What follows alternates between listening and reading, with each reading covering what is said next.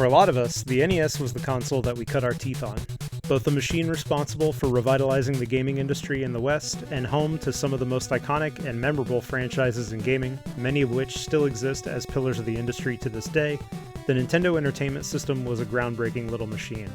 Accordingly, just about everyone is familiar with the system's biggest hits, whether you were around during its heyday or not.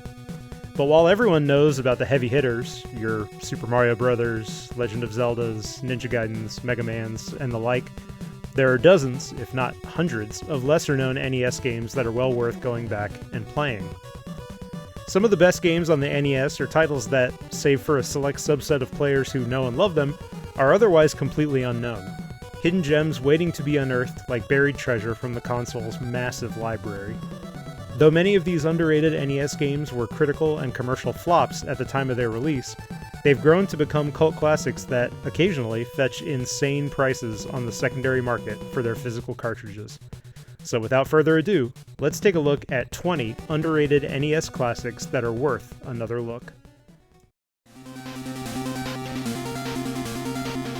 You'd be forgiven for thinking Vice Project Doom is little more than a bargain bin Ninja Gaiden, but it actually brings a lot more to the table than might be obvious at first glance. An action platformer that surprisingly punches well above its weight, Vice Project Doom mixes traditional side-scrolling hack-and-slash gameplay with some top-down driving stages reminiscent of Spy Hunter, and its relatively accessible challenge makes it a nice change of pace when compared to the aforementioned Ninja Gaiden or Castlevania franchises. That, and the fact that you get both a gun and grenades to make short work of enemies from range. Legendary Japanese developer Compile may be best known for its creation of the incredibly successful Puyo Puyo matching puzzle games, but shmup fans know them best for being the minds behind incredible series like Aleste, Blazing Lasers, and Spriggan. One of the company's lesser-known shmups, but one that's no less excellent, is the NES's Gun-Nac, and it's one of the best shmups on the system despite it being relatively underrated in comparison to bigger hits like Konami's Gradius or Tecmo's Star Force. Compared to those games, Gun-Nac offers up a much more reasonable difficulty curve and a surprising variety of weapons that, together, end up delivering an experience emphasizing fun above all else. Shatterhand is one of over a dozen action platformers that follow in the footsteps of classics like Ninja Gaiden or Castlevania, but it stands out from the crowd thanks to a couple of definitive characteristics. One, Shatterhand's visuals are a cut above most other contemporaries in the genre, standing out as one of the best-looking and smoothly animated action platformers on the NES. Two, players have only their fists to rely on, transforming Shatterhand into a unique combination between a traditional action platformer and a side-scrolling beat-em-up. Shatterhand's protagonist can jump and cling to walls, mix and match the game's power-ups for unique attacks, and punch robots to death with his bare hands. How this game wasn't a major hit is beyond me, as it plays just as good as it looks. Several of Capcom's best games count themselves among the NES library, but the legendary studio has just as many excellent titles on the console that, for one reason or another, remain relatively unknown despite how great they are. One of the more surprising titles to not be a massive hit for Capcom is Little Nemo the Dream Master, which is both a fantastic action platformer and a surprisingly solid licensed game. In 1989, American and Japanese animation studios partnered on a feature-length animated film, adapting the classic Little Nemo comic strip, and Little Nemo the Dream Master is the video game tie-in to that oft-forgotten project. Part of what made Little Nemo a bit of an odd duck in the Capcom library is how powerless the protagonist initially seems, but the game's main mechanic, feeding different creatures candy to lull them into being allies and then taking on their signature abilities, transforms Little Nemo into a wholly unique action platformer that bears that signature Capcom brilliance. With games like Dragon Quest and Final Fantasy taking up the lion's share of RPG fans' time on the NES, it makes sense that several smaller, lesser-known games ended up slipping under most players' radar. One of the more obscure RPGs on the NES is the Magic of Scheherazade, which, as its name implies, is loosely based on the stories from 1001 Nights. The game was actually a fairly sizable hit in Japan upon its original release in 1987, but by the time the game made its way to the West in 1990, it was largely overshadowed by the American release of Final Fantasy. Notably, Scheherazade incorporates both real-time action RPG combat and more traditional turn-based battles, which makes it a genre hybrid well ahead of its time. Takeru and Taito's Little Samson is arguably one of the most criminally overlooked games on the NES, an action platformer so good that it boggles the mind how it slipped past most players. In truth, Little Samson's launch late in the NES's lifespan resulted in many players skipping it in favor of newer games for the Super Nintendo, which was only further exacerbated by a small production run of its cartridges. If you can get your hands on a copy of Little Samson, which, coincidentally, is next to impossible for any less than $1,000, what you'll find is an excellent action platformer that borrows heavily from the Mega Man school of design, but switches out one protagonist with many abilities for 4 distinct protagonists who each play differently. Battle of Olympus is a surprising little side-scrolling action RPG that almost outdoes Zelda 2 at its own game. You take on the role of a hero on a journey to rescue Orpheus's lover Helene from Hades, and as you might expect, this takes you on an adventure through ancient Greece, albeit one that you can tackle in a non-linear fashion. There are a whole host of enemies and bosses from throughout Greek mythology, which, if God of War and Hades taught us anything, is arguably one of the best settings for a video game. And the introduction of Metroidvania elements into its action RPG gameplay makes the Battle of Olympus a surprisingly forward-thinking game that a lot of players either haven't played or maybe never even heard of. What's that, you say? An NES game with parallax scrolling? Yes, that's right. Tamtex and Irem's Metal Storm is a late-stage NES title with some truly impressive visuals, given the limitations of 8-bit hardware. And its gameplay is nothing to scoff at either.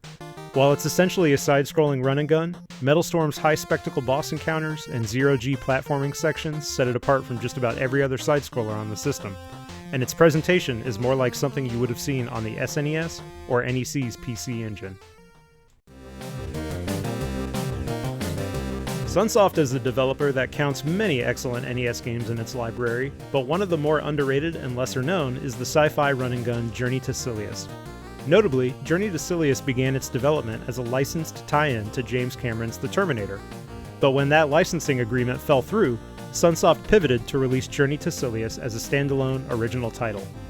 Evidence of the game's origins as a Terminator game shows in some of the environmental and enemy designs, and it's worth mentioning that the game features some excellent shooting on par with the best run-and-guns on the NES, and an all-timer of a soundtrack. Like Vice Project Doom, Power Blade comes off as a fairly run-of-the-mill action platformer riding on the coattails of the greats that came before it. But to dismiss Power Blade as a shameless knockoff of other, more well-known titles would be doing both it and yourself a disservice. The switch to an Arnold Schwarzenegger lookalike for the localization's protagonist aside, Power Blade is a great game that makes use of its unique weapon, the titular boomerang wielded by the protagonist, and has some inventive level design that does a lot more than simply ask the player to move from left to right. For evidence of how great Power Blade really is, it's one of the only games on this list to ever get a sequel, which says a lot about how it was received compared to some of the other underrated NES titles. Other than Sunsoft's Batman, Konami's Bucky O'Hare might be the single greatest licensed game on the NES. That said, it's easy to see why the game never caught on with console players while Konami's arcade coin-op was fairly popular, because Bucky O'Hare can be pretty difficult. Part of the game's challenge comes from knowing which order to tackle the different selectable stages, each of which results in Bucky rescuing a member of his crew. With the right crew members back in the band, you can switch between them to handle certain situations, giving Bucky O'Hare a Mega Man-style strategic lair many never even knew it had. Aside from its novel approach to non-linearity though, Bucky O'Hare is one of the better-looking and sounding games on the NES. Long before HAL Laboratory was a first-party Nintendo developer, the company made a name for itself with the hugely successful Adventures of Lolo series. Well, hugely successful in Japan, that is. In the West, players largely seemed to ignore Adventures of Lolo, despite the fact that we got 2 sequels and the game continually showed up on Nintendo's Virtual Console service, where other, perhaps more deserving titles were ignored. Regardless, Adventures of Lolo is a super fun and charming puzzle game that blends elements of classic Sokoban block pushing and Solomon's Key style timing to suss out how to solve each of its 50 levels. Ask about the best ninja games on the NES, and you're sure to hear plenty of praise for Tecmo's Ninja Gaiden trilogy. But there's another great ninja game in town, and it's Shadow of the Ninja. Shadow of the Ninja is a phenomenal action platformer with 2 playable protagonists, each of whom controls differently and has unique abilities, and its challenge is far more forgiving than what you'll find in any of the 3 NES Ninja Gaiden games. Notably, Shadow of the Ninja's developers originally intended for the game to release on the SNES, but budget constraints forced them to launch the title on the then-aging NES. What the team was able to do with the resources they had is impressive, and it resulted in one of the more underrated action platformers on the NES. Before getting the more widely known and critically acclaimed Demon's Crest on the SNES, Capcom would deliver its predecessor Gargoyle's Quest II, the second action-adventure game to feature the iconic firebrand from Ghosts and Goblins. Like Demon's Crest, Gargoyle's Quest II is a fun and unique action-adventure game with some light RPG elements and plenty of surprising mechanics that transform it from being your typical side-scroller. Firebrand can hover in midair and cling to walls, both of which are abilities that gave the game's designers plenty of creative license when plotting out levels, and give players a surprising amount of flexibility in how they tackle stages. And like every other Capcom game on the NES, Gargoyle's Quest II has some excellent 8-bit visuals and a real earworm of a soundtrack. Speaking of overlooked Capcom games, Mighty Final Fight is a wonderfully off-the-wall, chibi-style remake or reimagining of Capcom's hugely successful Final Fight. Final Fight was one of the most successful arcade beat-em-ups of all time, so it should come as no surprise that the game's SNES port was similarly successful, becoming a killer app for the console during its launch window. To not leave NES players hanging high and dry, Capcom decided to produce a sort of NES D-make of Final Fight, but it actually features some unique twists that make it worth playing and re-examining as a critical entry in the franchise. In addition to a more lighthearted tone and a more accessible challenge, Mighty Final Fight has some light RPG-style progression, and is the first home port of the game to feature all 3 playable characters, Hager, Cody, and Guy. Sunsoft has a storied history of producing some noteworthy licensed games for the NES, Fester's Quest and Batman among them, but one of the more criminally overlooked is its excellent video game tie-in with the sequel to Joe Dante's Gremlins. Gremlins 2, the new batch, is a surprisingly competent and well-designed action platformer that utilizes a top-down perspective, and its combat and platforming challenges do justice to some of the more memorable and iconic scenes from the self-satirizing 1990 motion picture. As a film, Gremlins 2 doesn't have much of a reason to exist, but I'm glad it does because it gave us the excellent Gremlins 2 NES game. In the days before video game magazines were commonplace and Western gamers could look to games media and games journalists for insight on newly released games, most of us picked out new titles to rent from the local video store based solely on their box art. Such was the case with Clash at Demonhead, which, for many gamers of a certain age, holds a special place as a surprisingly brilliant and lesser-known proto-Metroidvania with an endlessly charming anime aesthetic. Clash at Demonhead would eventually go on to gain pop culture significance thanks to the Scott Pilgrim comics and their motion picture adaptation, but the game itself still holds up as an unmissable action platformer, with non-linear exploration, ability gating, and RPG-style progression from a time before those terms really existed. Nintendo's first-party franchises are almost always a slam dunk in terms of critical and commercial success, which makes StarTropics going relatively overlooked a real head-scratcher. Despite some rock-solid critical reviews and plenty of coverage at the time in magazines like Nintendo Power, StarTropics failed to capture players' attention despite its excellent island-themed take on The Legend of Zelda. But while it may have been a bit of a sales disappointment for Nintendo in comparison to its flagship franchises, those who have played StarTropics know it to be one of the more inventive action-adventure games on the NES, with an equally great sequel that also went over most players' heads. Widely considered by many to be the best action RPG on the NES, and one of the greatest early examples of how the genre should be tackled, SNK's Crystalis is the definition of a cult classic.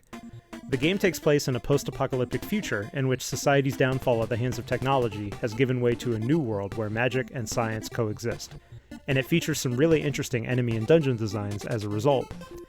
While it failed to meet sales targets set by many of its contemporaries, Crystalis was a well-received game in Japan that only continued to earn praise from fans and spread its reputation as one of the best games on the console through word of mouth. Going back and playing Crystalis today ultimately shows that the title has aged incredibly well in the decades since its release. And, like many of the other games on this list, It's a wonder that the title never caught on with players in the same way many of the NES's more well-known hits did. There's a strong case to be made that the Guardian Legend is perhaps the most overlooked and underrated masterpiece in the NES library. A rock-solid shooter from legendary shmup developer Compile, and a proto-Metroidvania that almost outdoes Nintendo's Metroid at its own loop. The Guardian Legend rightfully sits at the top of many players' best-of lists for the NES, and it's surprising that appreciation for the title only came years after its launch rather than at the time of its release. Still, the Guardian Legend absolutely nails both halves of its gameplay, with the shmup stages being exciting without being too challenging, and the top-down, non-linear action-adventure portions delivering an almost better Metroid-style experience than the subgenre's namesake, if only for the fact that there's an in-game map. That wraps up our list of 20 of the most overlooked and underrated hidden gems in the NES library. Thankfully, many of these titles are now readily available as part of the Nintendo Switch Online Service's NES Classic Game Collection, giving them a second lease on life after an initial lukewarm reception. Let us know your favorite NES hidden gems in the comments below. And as always, don't forget to like, subscribe, and ding the notification bell for more content from Cheat Code Central.